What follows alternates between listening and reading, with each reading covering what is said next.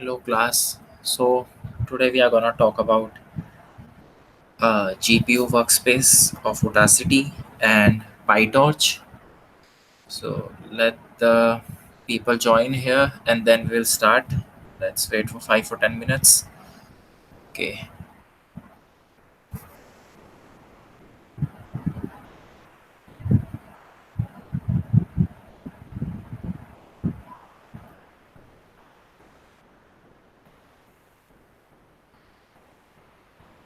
Okay. So, it seems like not many of you will be available. So, I'll anyway start. Okay. So, the today's topic is introduction to PyTorch. So, from my experience, I'll tell you something that PyTorch is. You can say that it is the latest framework that is used by many people across academia for many research works. Before that, there was a platform called Torch. In Torch, mostly the implementation was done using Lua. Lua is another programming language. So particular thing about Lua is its index starts from one. Yeah, it's quite different, but so it's from regular languages that we know.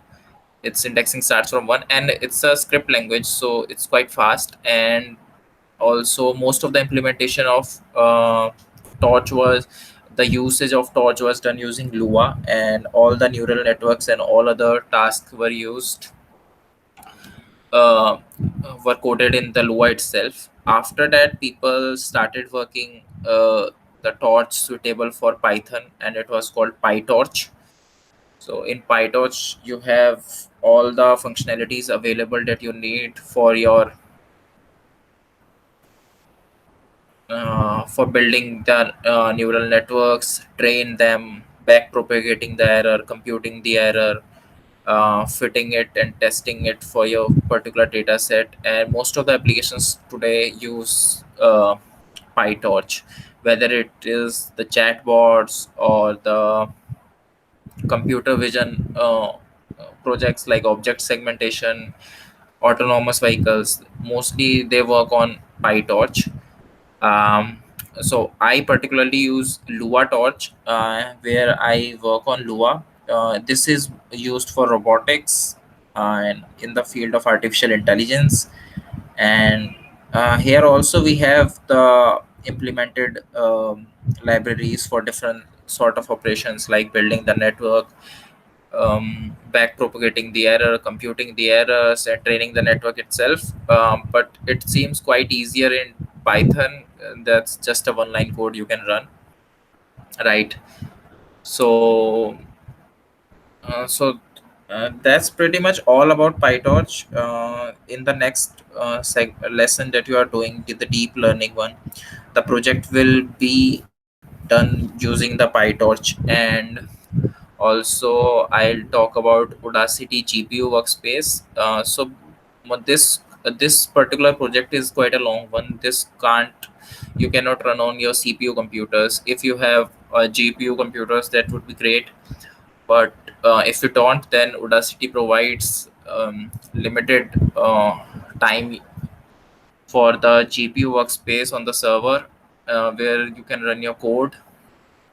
And so I would advise you to not initiate the kernel as GPU unless you are working on it, because it has limited time, some 58 hours or so, where which you can use for doing this project. Other than that, I'm not sure whether time would be extended or not if you end up complete finishing all your resources for GPU workspace.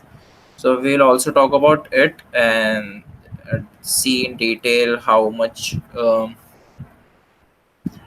functionalities are there for it. So you can watch this video later on my YouTube channel. I'll share the link with you. And other than that, I'll also suggest you to start seeing the project itself after this webinar, because in this webinar I'll talk about the introduction of how to code a perceptron or a neural network yourself using this PyTorch. So that will be a good start for you to start working on your project. Okay. So now let me share my screen, and then we can just start working on the code itself. Okay. Now that my screen is visible, I'll okay. Okay. So this is my environment in the Conda, the PyTorch environment that I made. You can see that I installed PyTorch in it. The installation guide is there in this pytorch.org, the homepage of PyTorch itself. They have mentioned the dependenting packages that you need to have for installation, and you can run just this command: conda install pytorch torch vision CUDA toolkit. So CUDA toolkit is for GPU usage, and you need to have Python, and then you can install it on your system. I made a specific conda environment for that, and in that environment I installed my PyTorch. So you can see that I just copy pasted this command here at this terminal, and then it started downloading. So what different packages it downloaded it is CUDA toolkit 9. So I have CUDA 9 version, then Ninja, then PyTorch, Torch Vision. Other than that, these new packages are also installed: CUDA toolkit, Ninja, PyTorch 2, Torch Vision. So yeah, after that I just uh, started my Jupyter notebook. So I have opened it here. So this is the introductory code for building up your neural network using Torch. Okay, so let me see if any of you joined.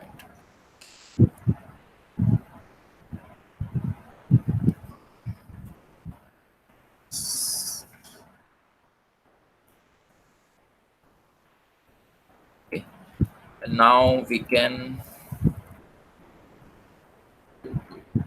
the workspace. Okay, so you see here from home, I created two files. One is the neural network by Pytorch. It is the basic implementation of neural network that we made. And the second one is handwritten digital classification. Here I'm using the MNIST dataset to classify it or to particular digits using my neural network made by Pytorch itself. So here I started like this. I go to new, and you see these are different kernels that I have. You can see that I have a kernel for iTorch itself. So this is what I use with Lua, and then there is my Python 3. So I go with Python 3 and I create these two. So going to neural networks. So first you need to implement the import the Torch library itself. Uh, Torch basically works as the data set as it treats the data set as tensors. You can call them as the metrics itself, call them like they are the metrics. If they are one dimensional, they are one dimensional. They treat it as like vectors, and then there are 2D matrices for 2 dimensions, and for 3 dimensions like your image in 3 channel RGB, etc. So if you go to your Udacity lesson deep learning with PyTorch, and then you go here PyTorch tensors. Okay, so there was something, I guess. Mm,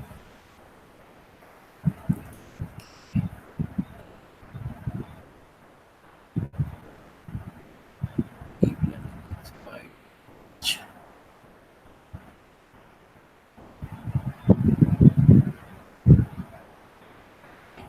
Um, there are two versions here. One is the updated version.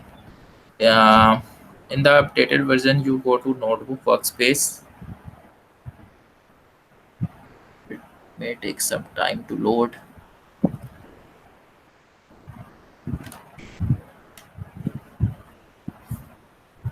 So here we will see the introduction of PyTorch. Not most of you have reached this lesson, and those who have reached here, they know particularly what I'm talking about. But for those who are just starting, Okay, let me start the uh, tensors in Pytorch. Okay, here you see this is the neural network that we have.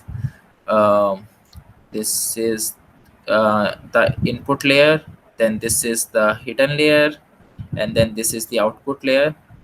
So it's not a very complex one. It's not deep neural network. It's just a neural network. So it is called deep if there are more than one hidden layers in it, and their linear combinations give us a particular classifier. So these are the tensors. So you see this is the one dimensional tensor, and this is two dimensional tensor, this is three dimensional tensor. This is how the torch treat the data set as. It works mostly on tensors. So tensors make the operations on matrices quite easy, adding, multiplying them, etc. You can see the three-dimensional tensor. You can compare it with your images having RGB channels, right? So let's just go to our workspace and then.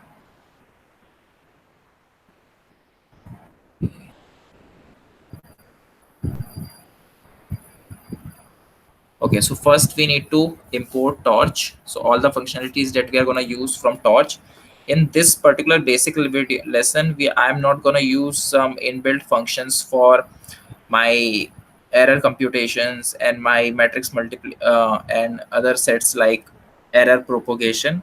These are all sigmoid function calculation. These are something that I'm going to compute myself, and then in the next exercise of handwritten data set, we'll be using the libraries provided by the Torch. Here I'm importing Torch just for a few operations like defining a matrix, multiplying matrix, etc. Not more complex operations than that.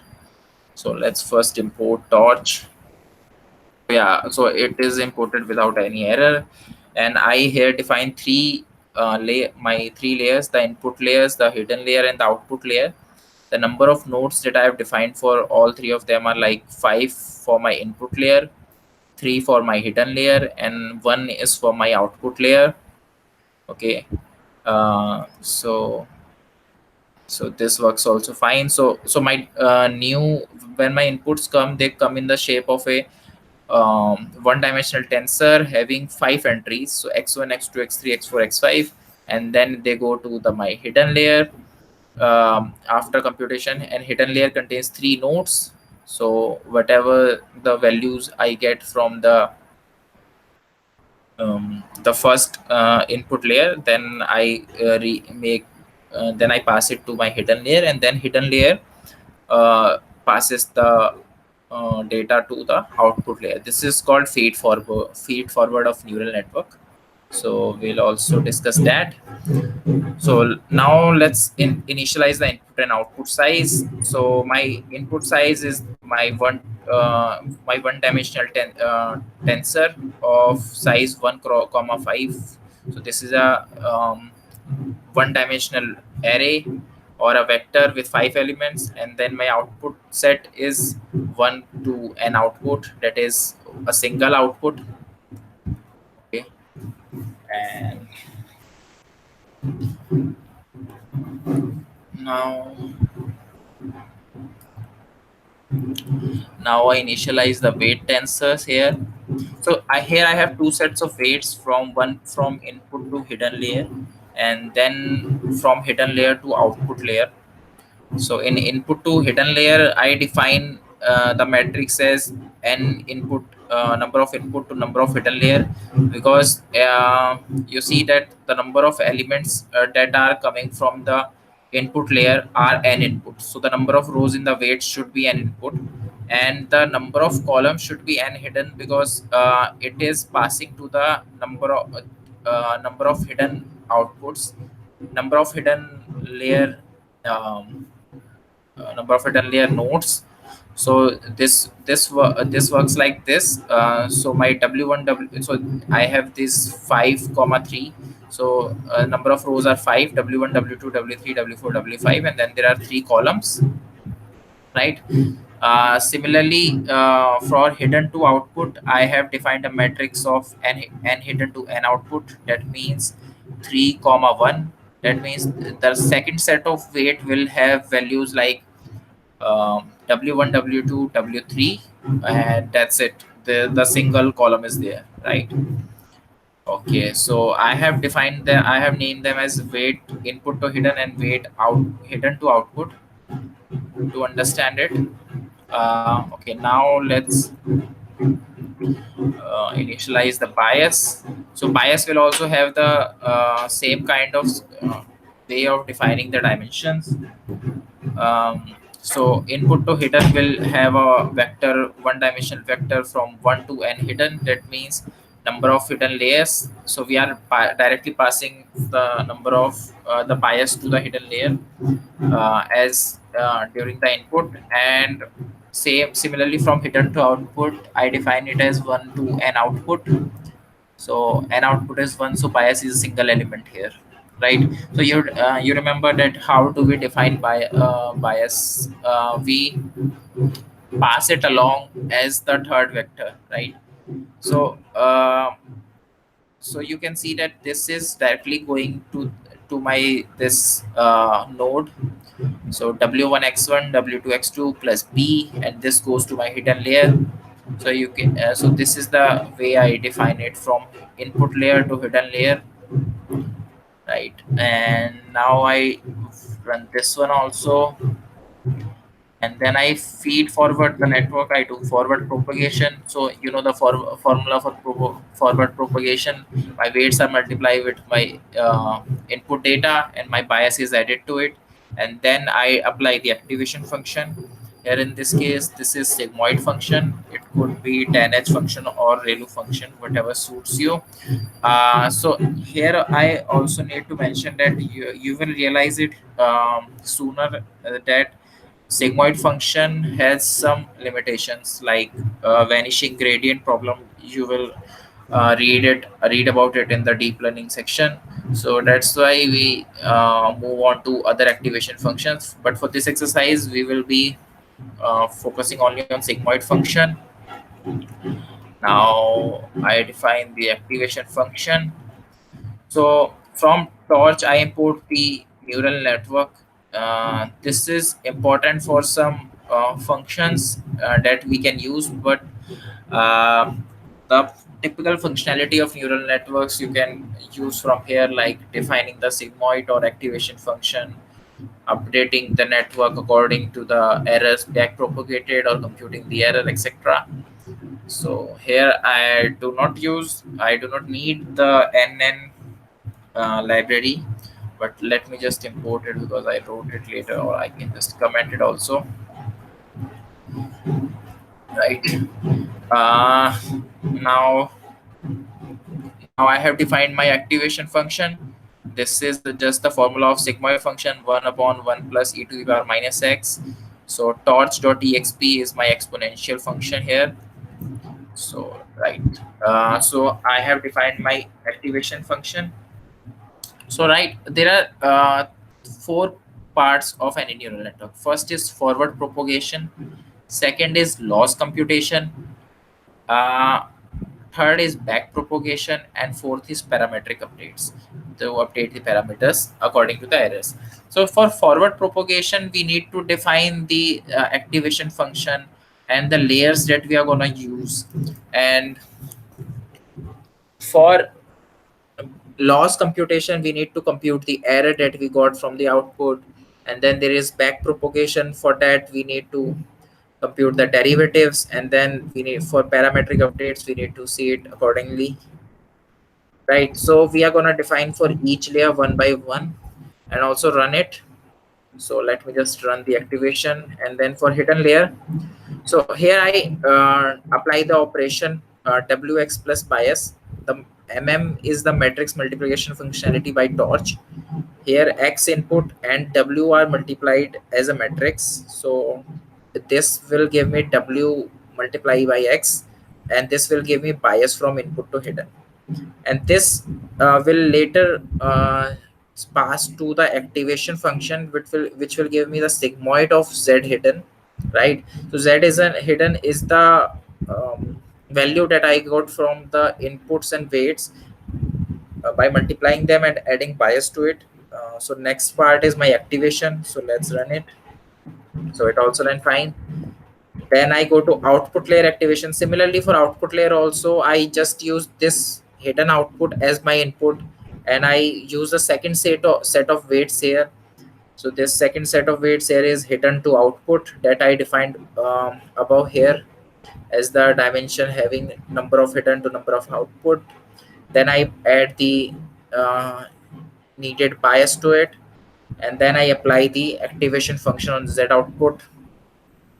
Okay, so this should also run fine, right? So my forward propagation has been done. I have passed my data from input to the hidden layer, and then from hidden layer to output layer by applying the needed activation functions.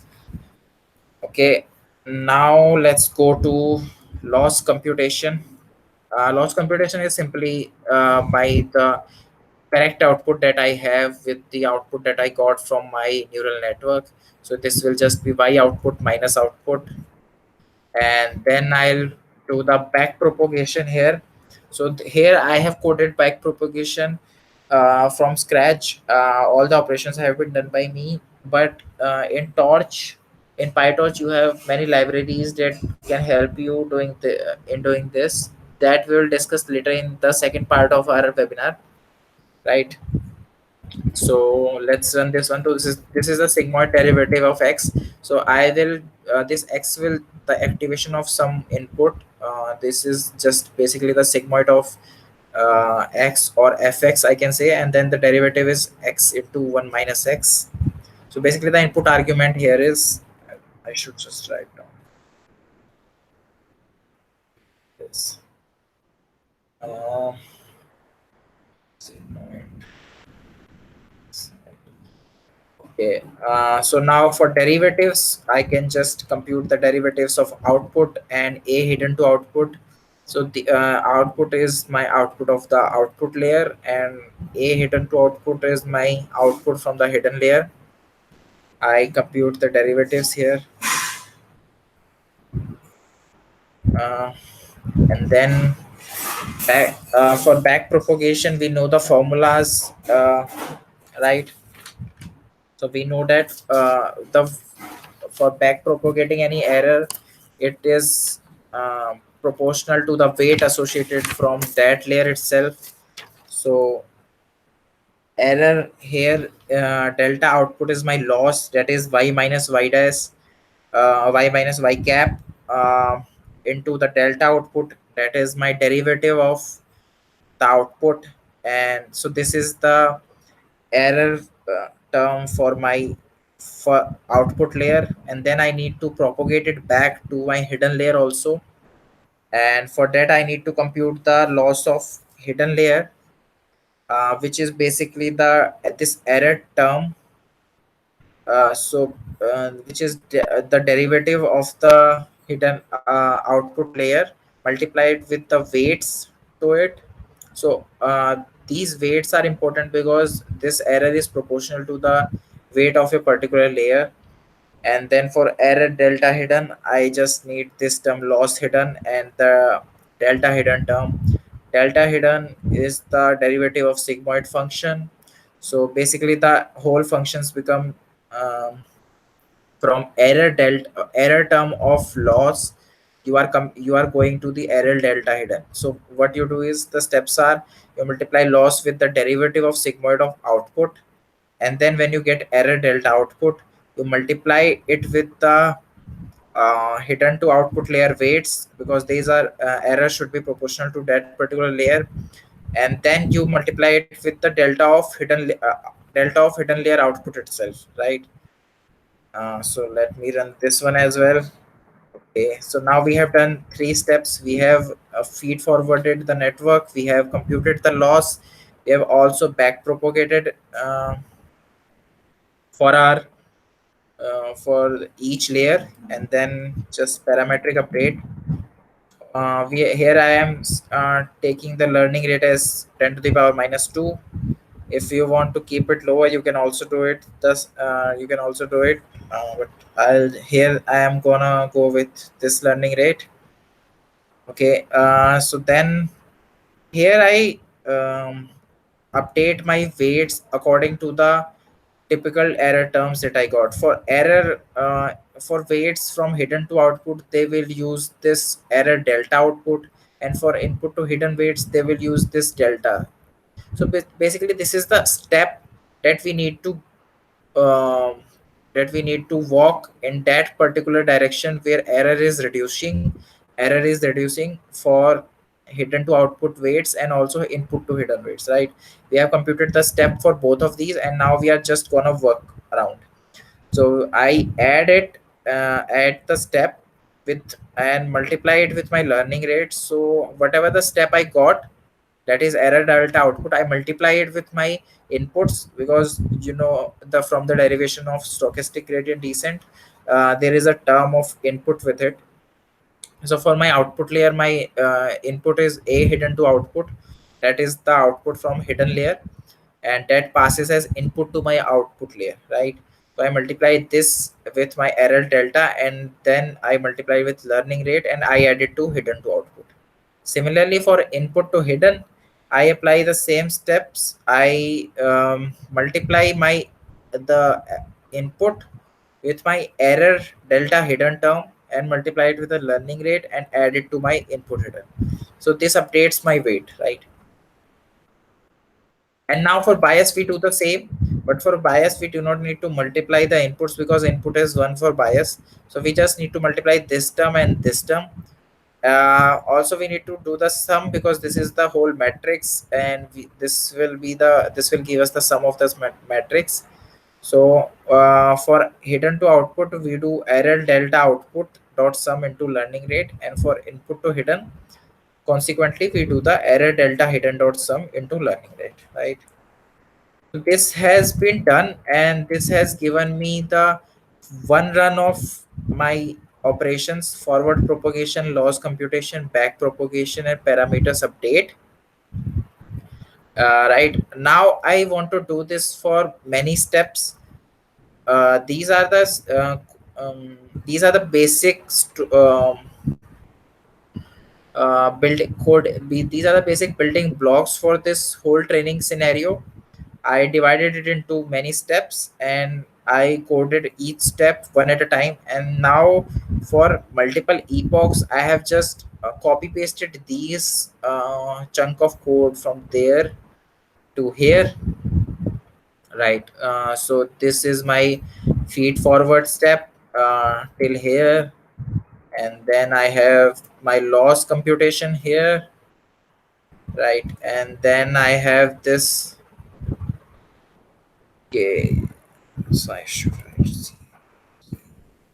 Basically, loss is a two-dimensional vector here, so I need to just take the first element here, and here I do apply find the derivatives of the error and back propagate it, and this is my parametric update step, right? These four lines. So I am gonna run this for 1,000 epochs. That means for 1,000 times this is gonna run the training and update the weights, right? And then we will see the loss. uh, I'll print the loss function here, so we will see how it is decreasing, right? So let me run it. Yeah, so you can see that the loss starts from 0.9125. I should just do this, and yeah, so it started from 0.7865 and it is ending at, let me see, so it is ending at 0.75. So basically I had already run this training once, so let me start it from scratch where we have not done any training. We just initialize some random weights, and then just that, and after that we just go to this coding block and start our code from scratch. So this will run the train all the steps of the training of the neural network, and it will print the loss function here, loss value here, and this then we will able to see how much difference does it produce, right? Okay.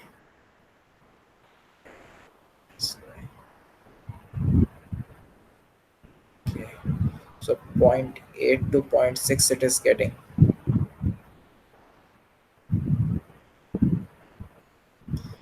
let me run this from scratch.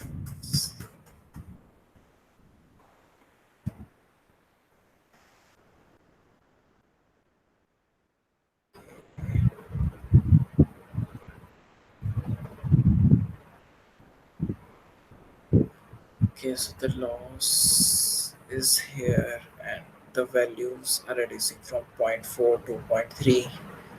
So this also depends on our learning rate itself. Let me just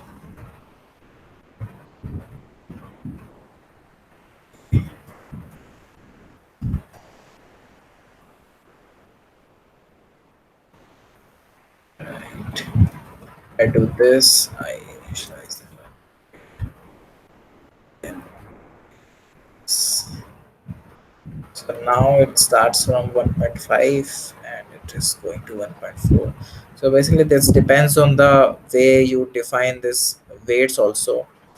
And since this you can see that this is the problem with vanishing gradient, after a certain amount of time the loss stops to reduce, right? The same loss that they're applying. um, so instead of that, um, so yeah, that's basically it. You apply these operations by here I apply all the operations one by one, and I have coded this with the help of Torch. But I have not used any advanced libraries. I have just used the torch.mm function for multiplication. I have coded each function myself. I'll also share this code with you guys, and then you can just see how it works. Right. So this is going from point minus 0.8 to 0.79. So zero point 0.01 is the difference that it is getting.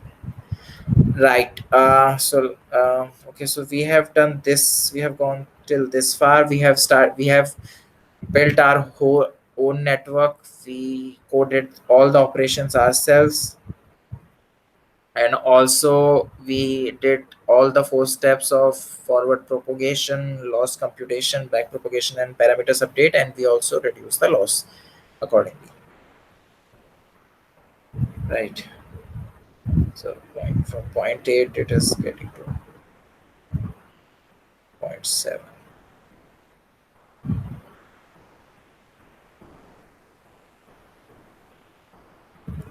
I don't know why it is giving me the negative term.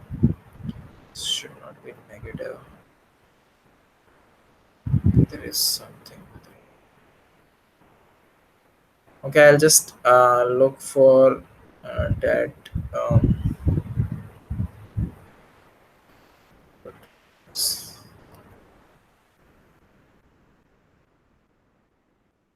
Definition of set output.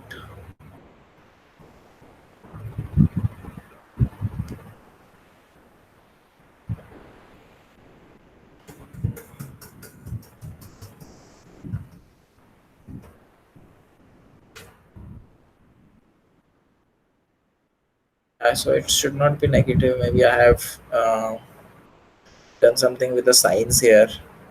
Okay, then that you can check also. I'll also check it later. But just first go to the second part here.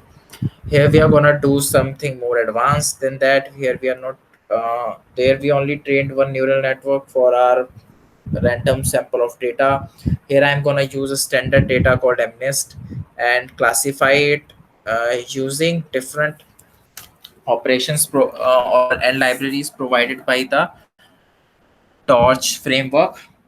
Uh, okay, so let's start it here. So first, just import the libraries. I'm using the NN from Torch and the transformation. So transformation is for changing uh, the shapes of your data or normalize it and anything and other things also. So basically, you apply the pre-processing on the data itself using the transform function. So how do we define it? We put all the tasks that we are going to do in a sequential step, one by one, and when we call it, it runs all the steps sequentially, right? So let's first import the libraries, and now let me convert it to let me define my task variable here. Here I am converting the data that is coming here to the tensor form, and then I'm normalizing it using 0.5. So basically this is just the mean that I'm going to subtract from, and this is the standard deviation I'm doing. So data that comes as x is first converted to tensor, and then this operation applies x minus 0.5 upon 0.5 to it. uh, right. So here you may also have seen many places that this is somewhat like this. So this is for 3 channels, and since MNIST dataset here is grayscale images, are grayscale images, so there is only one channel for it. So I'm using just zero point 0.5 here, right? So if you do this 0.5 comma zero point 0.5, you are going to face the error, and then you can just change this to this form, right? Okay. Now let me import the MNIST data itself from the torchvision.datasets. So from torchvision.datasets, you can import many standard datasets, and MNIST is one of them. So now let's import it.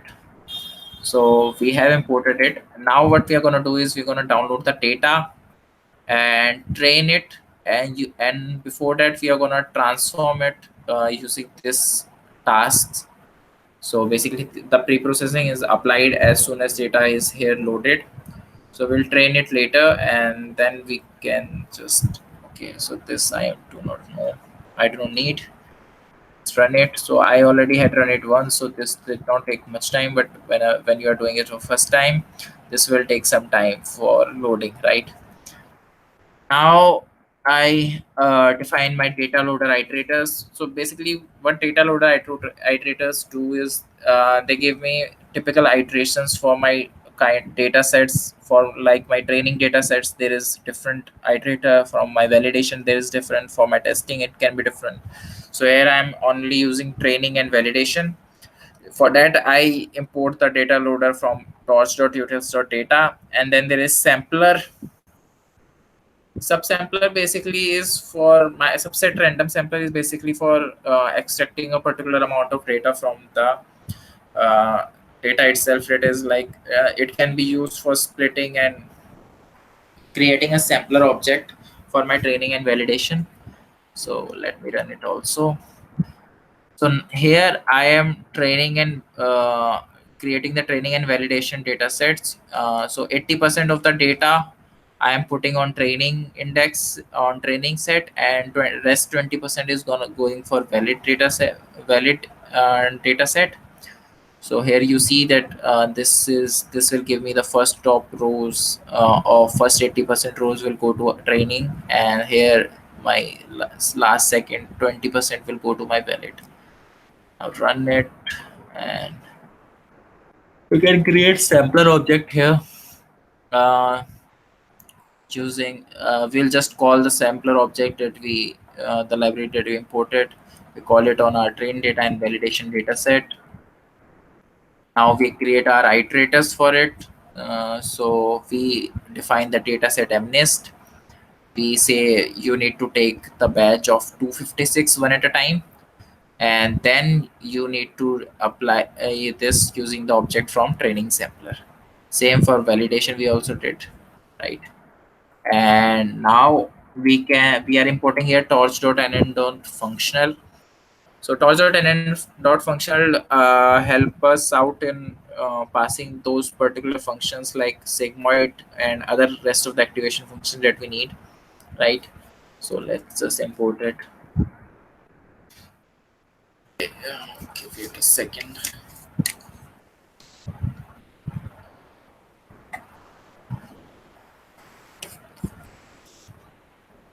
Here I am defining a class for my whole neural network model, right? This is the standard way of doing operations in Pytorch. We define our neural network as a class here. So we define multiple operations here. So here I am defining the forward operations. This is like constructor you use in Java. So you pass the when you call the constructor function, it creates a network with the size of linear to hidden layer is 784 and hidden layer is 128. So basically the input comes in the shape of 784 cross 1, and then there are 128 neurons or nodes in the hidden layer. Then from hidden layer of 128 neurons, I pass it to 10 neurons in the output layer, right? So this is the way this is designed. So this init function is called whenever you are calling the model function here. And after that, there is forward function here also. What it does is it feed forwards the data. So you can see that whatever the x I am getting, I just pass it to the hidden layer of x, and after that I apply sigmoid function using my torch.nn.function library, and then I pass the output. So hidden gets the input from input data, and it applies the sigmoid function on it, and then it gives me out the outputs. So you do not need to worry about weights here. Weights are already getting initialized in the class itself. So now let me create the object of the model data. So we can create n number of objects, and this model object is from the class model. That means it will have all the functionalities of this particular neural network that we defined. We do not need to define a new network every time we want to have a different network. We just can call this class for and have a new object for it, right? And then I call it, and then I define loss function. So right, so this for this function, but typical assignment, I'm gonna use the cross entropy loss function. So for that, I need to import the optim libraries. That optim libraries had different optimizers like stochastic gradient descent, atom, etc. And loss function I am gonna define using the NN libraries. So you can see that here loss function is calling the cross entropy loss from the NN, and optimizer is calling the stochastic gradient descent with this model parameters, the learning rates, the weight, decay, and momentum. These are the basic some few arguments that I just put the standard arguments here. You can see the learning rate I'm putting here is 0.01. So this network remembers that it has to apply stochastic gradient descent, and we have the functions in place that will those who will apply these operations on it. So right, we have defined our model, we have defined our activation functions, we have defined our loss function, we have defined our optimizer function. So now we can just train our data set. So I'm gonna train it for 10 epochs, because more than that it will take a lot of time, right? So let me just break the code for you. So this training loss and validation loss are two lists that I'm defining that we will see for each epoch. It will be added to it, and I am now here calling the object for the train function, right? So it sets the mode to training, and now I am passing the training loader function from data and target from train loader iterator created using data loader. I am uh, I first flatten the shape of the input, that is coming as my 28 cross 28 to 784 cross 1, right? Because the size of the input, you can see that this is 784, so the input should come in the form of 784 cross 1. And after that I call the optimizer dot zero grad. So this initializes my stochastic gradient descent, right? And then I apply forward propagation for it. So I pass the data to my model itself. So when I pass the data, uh, it applies the forward operation on it, and um, it computes these values for this function, right? Whenever I pass data, you see there are two functions. One does not have a parameter x and other has. So whenever I call a data, whenever I call the function with this argument, it goes here and passes the forward function. and after it I get output. Now I need to compute my output, so I call the loss function here. Loss function I know is my entropy loss. It computes the entropy between the output and the target variable. And then I have my back propagation function. It runs the backward propagation for the error that it got, right? And then I have my optimization function. So this takes one step in that particular direction. After applying backward, it knows the number of the size of step that it needs to run, and that it takes in the direction where error is reducing. And then I append the train loss in the list. Similarly, for eval, I do the same things. I flatten the data, I pass to the model, compute the loss, I then do the valid loss append. So this will tell me, after a certain amount of time, my training loss and validation loss both will reduce, because if only my training loss is reducing and my validation loss is not reducing, that means my data set is my model is being overfit. That is something we do not want, right? Okay, now I'll just run this. Okay, so this is running. Let's see. So it will take some time, so we'll have to wait here. Yeah, so it has computed the first epoch. The training loss is this, the validation loss is this. Let's wait for 10 epochs and then we can see. You see there is drastic difference between the first 0th and first epoch, and after that not that much.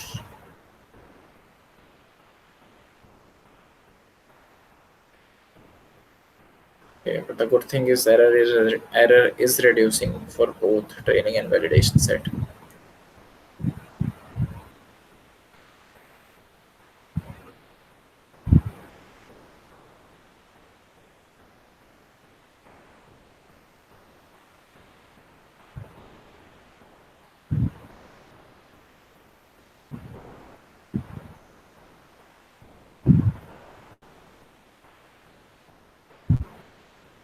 Okay, so it is converging slowly.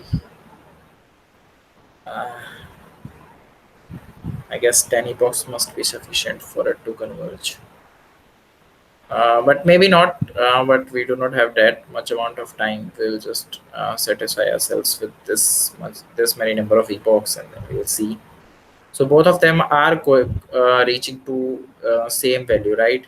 So they started from 1.4, and it's the double the error that has validation loss in it, and in the end they ended up with almost same uh, loss for training and validation, right?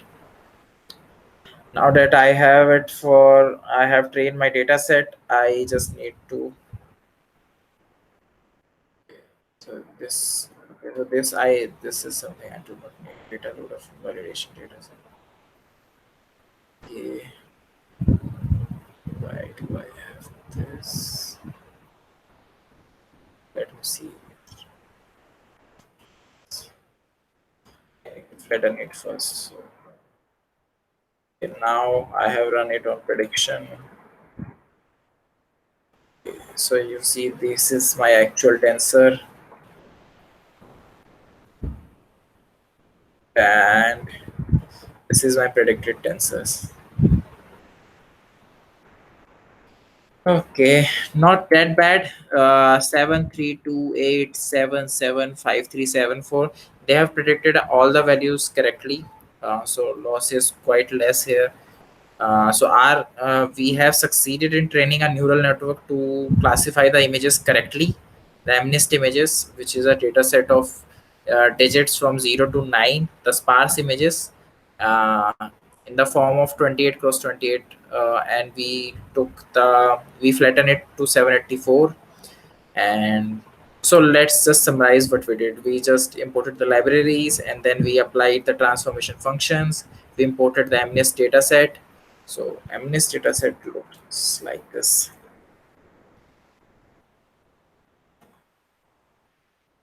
Right. So this is my MNIST data set. So you can see that these are the handwritten digits, and I need to classify them on specific digits that they are referring to. So that means it can understand your handwriting. And so then we apply the transformations by downloading the data. We split it into training and testing data sets.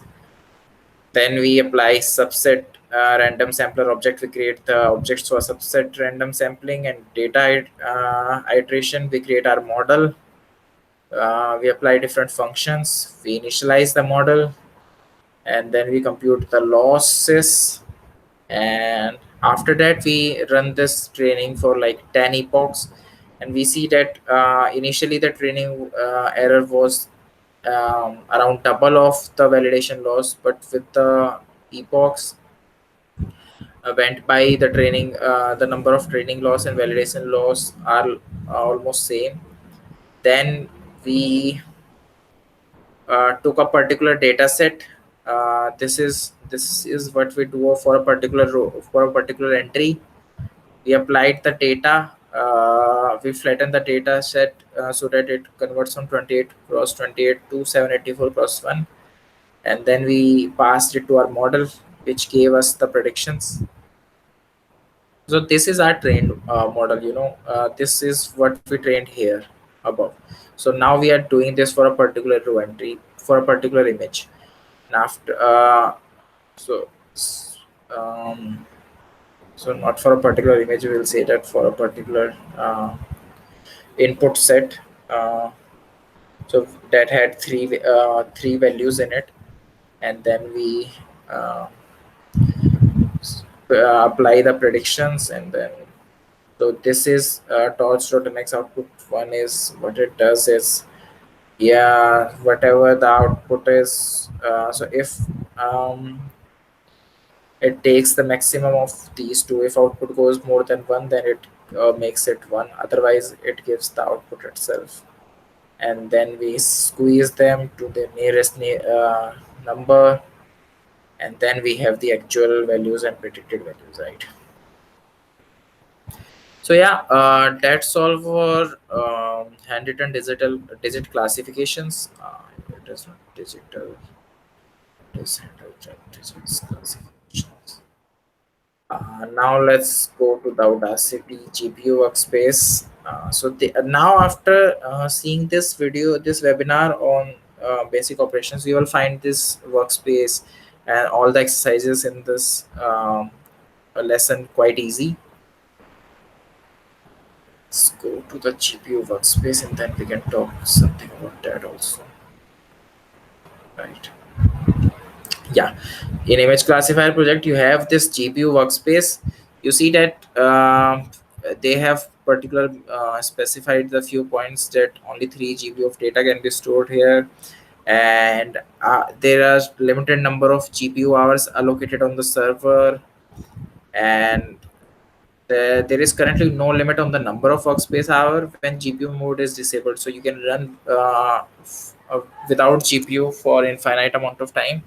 And so, however, you do not need to uh, you cannot put it you cannot just start it from in the GPU mode and go on the mode of inactivity. So if there is inactivity for half an hour, the session is closed and you'll have to run it again.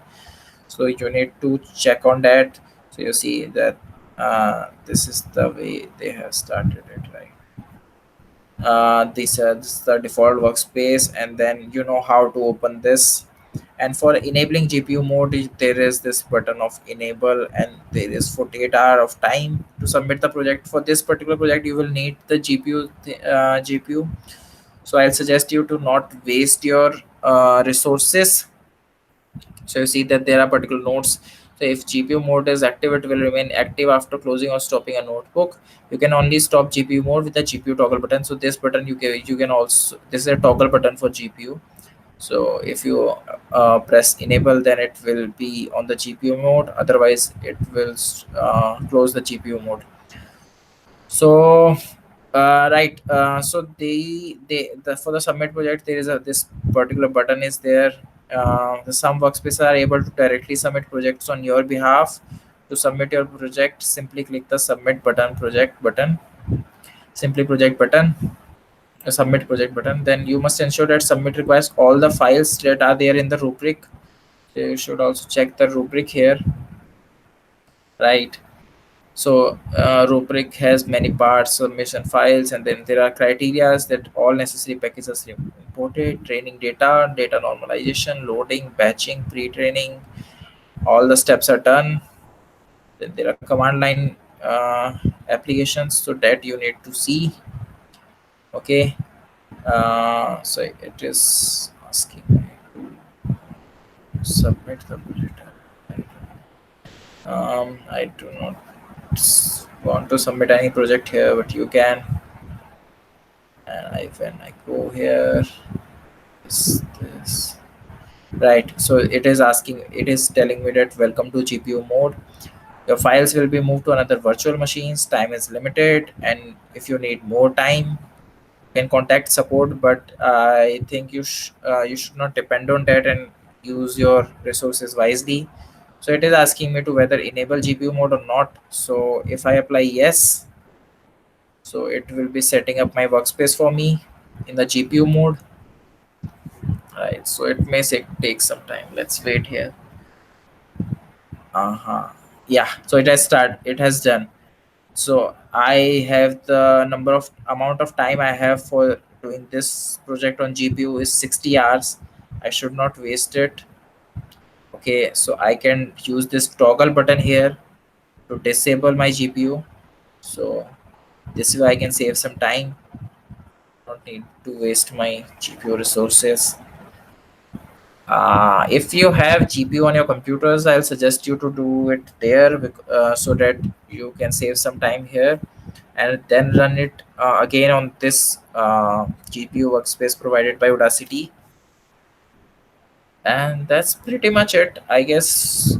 So we have quite some amount of time. So you can see that this is this here. I can run it here for infinite amount of time. Here, this is not in GPU mode, so not limitation of resources. I can do it, right? uh yeah. So okay, so what all we talk today is, first we created our own neural network without any external help from torch libraries that do our work for us. We defined all the operations ourselves. This is something that you always need to do. We defined our operations, we defined our activation functions, the derivation, and then we calculated the back propagation values, and then we updated the parameters for 1000 epochs and calculated the loss values. Then we went to handwriting digit classification. Here we downloaded the MNIST data set, and uh, we made our own classifier model of neural network using the torch libraries, and then we trained it for 10 epochs, and in the end we got the loss as 0.27. We can run it for more than that also, but it is not required because this is good enough and it is giving us the correct predictions. Yeah, and after that we talked about the Audacity workspace. So you should complete these lessons as soon as possible, and then you can uh, go to the other parts, right? So yeah, there is this training neural network part. Yeah, okay. So after these two, then there is Keras. Keras is very important libraries. You will understand it thoroughly after you go through this, after you're done with this section. And there are two different versions for deep learning with Pytorch. You need to do both of them. They have different set of lectures there. So this one is quite short. You can see that it is quite far. You can complete it in like 5 minutes, 5 to 10 minutes. Okay, so I guess we are done for today, right? So let me stop sharing screen. Yeah. So today we talked about all the functionalities. We coded our whole neural network and all the other stuff. You can check this video webinar video from the link that I'll provide you, and you can ask for the codes itself if you want it. So okay, all the best, have a good time. uh, Bye bye.